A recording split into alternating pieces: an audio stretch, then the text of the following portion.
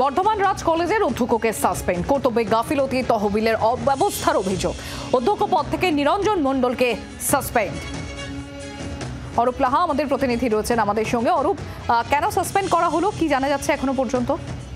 দেখো সম্প্রতি প্রথমেই তোমাকে বলে রাখি যে বর্তমানে রাজ কলেজ গত 2-3 বছর ধরে পঠন পাঠন এবং তার উন্নয়ন নিয়ে বারে বারে বিক্ষোভের মুখে পড়তে হয়েছে রাজ কলেজের অধ্যক্ষকে এবং গভর্নিং বডির যারা সদস্য তাদেরকে। কারণ পড়ুয়াদের যেটা অভিযোগ, ঠিকমতো ক্লাস হচ্ছে না, ঠিকমতো উন্নয়নের যে খাতে যে টাকা আছে টাকা খরচ হচ্ছে না, এবং দেখা যাচ্ছে যে ক্লাসরুমের যে ফ্যান, বাথরুমের যে আলো, বিভিন্ন বিষয় নিয়ে তাদের অভিযোগ ছিল। এবং এটা নিয়ে বারবার আমরা দেখেছি দ্বন্দ্ব হয়েছে গভর্নিং বডির সঙ্গে রাজ কলেজের অধ্যক্ষ নিরঞ্জন মণ্ডলের সঙ্গে।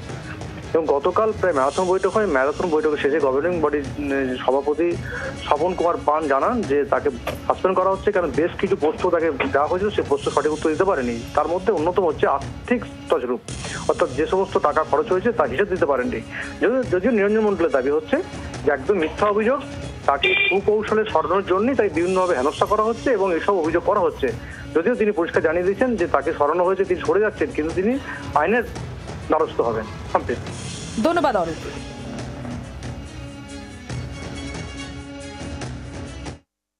শোকজ হয়েছিল, শোকজের উনি উত্তর দিয়েছিলেন। সেখানে মেজরিটি মেম্বারের সিদ্ধান্ত মোতাবেকে ওই উত্তরগুলি সন্তোষজনক ছিল না, যে কারণে পরিচালনা সমিতি ওনাকে সাসপেন্ড করে ডিটেল এনকোয়ারির জন্য নতুন কমিটি তৈরি হয়।